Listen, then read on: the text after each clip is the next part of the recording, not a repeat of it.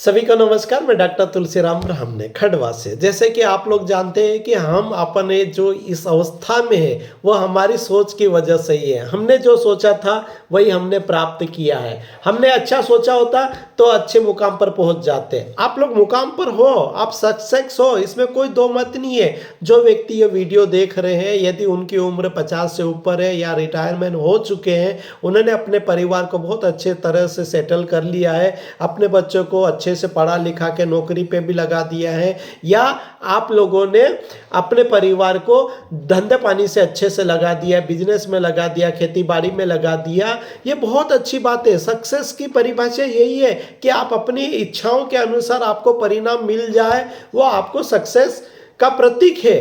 किंतु हमें कहीं ना कहीं इस बात पे भी सोचने का, विचार करने का, मंथन करने का समय देना चाहिए। क्या हम जहां हो सकते हैं वहां पर के वास्तव में पहुंचे हैं क्या? यदि नहीं पहुंचे हैं तो आप अपने ऊपर मंथन कीजिए, आप उन समय को याद कीजिए, आप अपने बचपन में क्या किया था, उसके बाद आपको जब अवसर मिला था उस अवसर को आपने कैसे बुनाया, ये हमें पहचानने की, थोड़ा सा मंथन करने की आवश्यकता है। सफल सभी व्यक्ति है, इसमें कोई दो मत नहीं है। मैं हर वर्ग के लिए अलग अलग वीडियो बनाता, ये वीडियो आपके लिए बहुत उपयोगी हो सकता है यदि मेरा इस वीडियो को आप ध्यान से सुनोगे। यदि मैं कहीं जाता हूं और मुझे कोई सामान लेना है, सामान भी ऐसे मान लो उदाहरण के तौर पे कपड़े लेना है, और कपड़े लेने के लिए मैं यदि दुकान देख के वापस मुड़ जाता हूं या दूसरी दुकान ढूंढता हूं जो मेरे बजट के अनुसार है, तो कहीं ना कहीं हमारी प्रोग्रामिंग गलत हुई है। यदि मैं वस्त्र माल में जाता हूं, किसी बड़ी दुकान में जाता हूं, वहां पर एक टैग लगा रहता है, टैग के ऊपर एमआरपी लिखा रहता है, और एमआरपी को देखकर उस सामान को वापस रख देता हूं, तो कहीं ना कहीं हमारी प्रोग्रामिंग में मिस्टेक हुई है। तो हमें उस प्रोग्रामिंग के बारे में समझना चाहिए कि हम उस टैग को देखकर वापस सामान क्यों रख रहे हैं। क्या हमारी इच्छा नहीं होती है अच्छे वस्त्र पहने, अच्छा सा सामान लिए, क्वालिटी वाला सामान ले?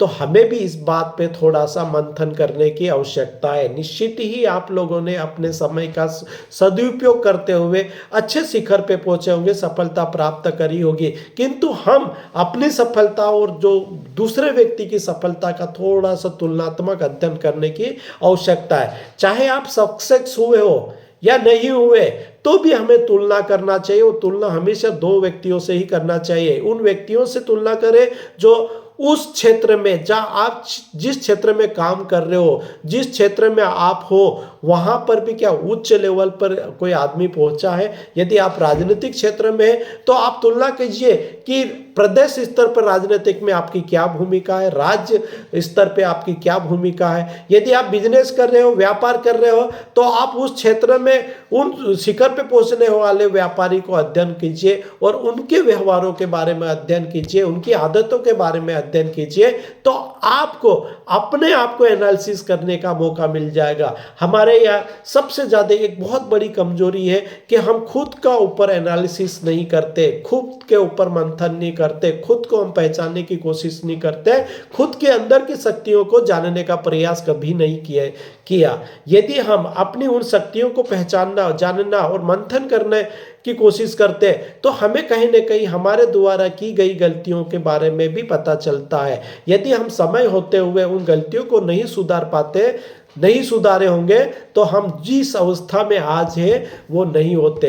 यदि आप रिटायरमेंट हो गए तो आप मंथन कीजिए, क्या आपने जो पूरे सर्विस काल में आपने किस प्रकार से सेवा करी, किस प्रकार से आपने वहां पे नौकरी करी, क्या आपने अपनी पूरी क्षमताओं का उपयोग किया है, क्या आपने अपने सभी जो सहपाठी है या आपके जो बॉस हुए उनके निर्देश अनुसार या उनको आपने प्रभावित किया, इस बात का भी मंथन करना है। साथ में यह भी मंथन करना है कि आप जिस अवस्था में हैं उस अवस्था में पहुंचने के लिए हमें क्या क्या नहीं किया। तो ये सभी चीजों का यदि हम मंथन करेंगे तो निश्चित ही हमें कहीं ना कहीं नई दिशा हमें मिलेगी। कई बार हम सोचते रहते हैं कि हमें ये इच्छा हुई थी, ये करने की हुए थी, किंतु हम लोगों ने नहीं किया।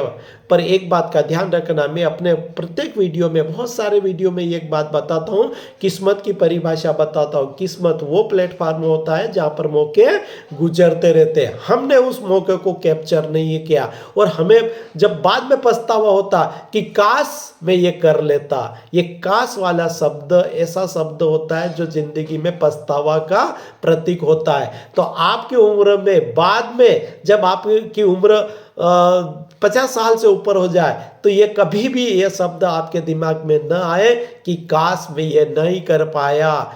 क्यों नहीं कर पाया? देखो,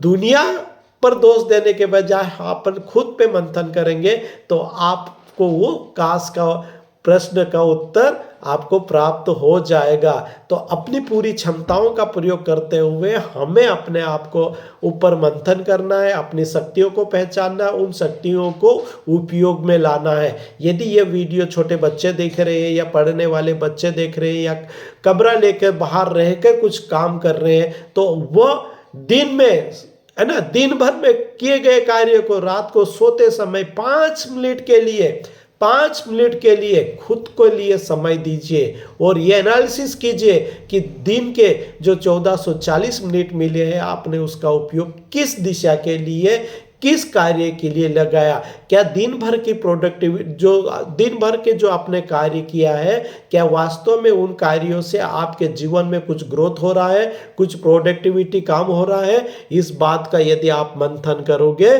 तो आने वाले दिन में आपने जो दिन भर समय जो अनावश्यक कार्य में लगाया है, जो बिना प्रोडक्टिविटी के लिए लगाया है, आने वाले दिन में वो सुधार होगा। और ये धीरे धीरे धीरे धीरे धीरे धीरे धीरे आप ये आदत डालोगे तो एक दिन आप उस शिखर पे पहुंच जाओगे जो आपके बचपन के सपने हैं, बचपन की इच्छाएं, आपके माता पिता के सपने, वो सभी पूरे हो जाएंगे। अब आवश्यकता है कि इस डिस्ट्रैक्शन वाली दुनिया में चारों तरफ आपके पास तनाव आ रहे हैं, तो उस तनाव से बाहर निकलने की भी हमें आवश्यकता है। और उस तनाव से आप तभी बाहर निकल पाओगे जब अपने आप पर आप मंथन करोगे। मेडिटेशन जो कहा जाता है, बार बार कई टीवी चैनलों के माध्यम से, कई संत महात्माओं द्वारा कहा जाता है कि मेडिटेशन कीजिए, मेडिटेशन कीजिए। मेडिटेशन का अर्थ यह नहीं होता कि आप कहीं जंगल में जाकर ध्यान करो। मेडिटेशन का अर्थ होता है शाम को सोने से पहले 5-10 मिनट खुद के लिए भी लगाइए और मंथन कीजिए। यही मेडिटेशन होता है। एकाग्रता में बहुत बड़ी शक्ति होती है। एकाग्रता के माध्यम से ही कोई भी कार्य सफलतापूर्वक किया जा सकता है। पढ़ने वाले विद्यार्थियों के लिए एकाग्रता बहुत जरूरी है, क्योंकि यदि आप एकाग्रता नहीं होती है तो आप कोई भी विषय को याद नहीं कर सकते, कोई भी टॉपिक को याद नहीं कर सकते। और एकाग्रता लाने के लिए खुद के ऊपर मंथन करना, खुद के ऊपर ध्यान देना, खुद की शक्तियों को पहचानना बहुत जरूरी है। यदि ये मेरा वीडियो आपको बहुत अच्छा लगे तो शेयर जरूर कीजिए, लाइक जरूर कीजिए और जितना हो सके आप सब्सक्राइब कीजिए। सब्सक्राइब करने में कभी भी कंजूसी ना करें, क्योंकि सब्सक्राइब और मैं इतना कहकर मैं अपनी बात यहीं खत्म करता हूं। नमस्कार।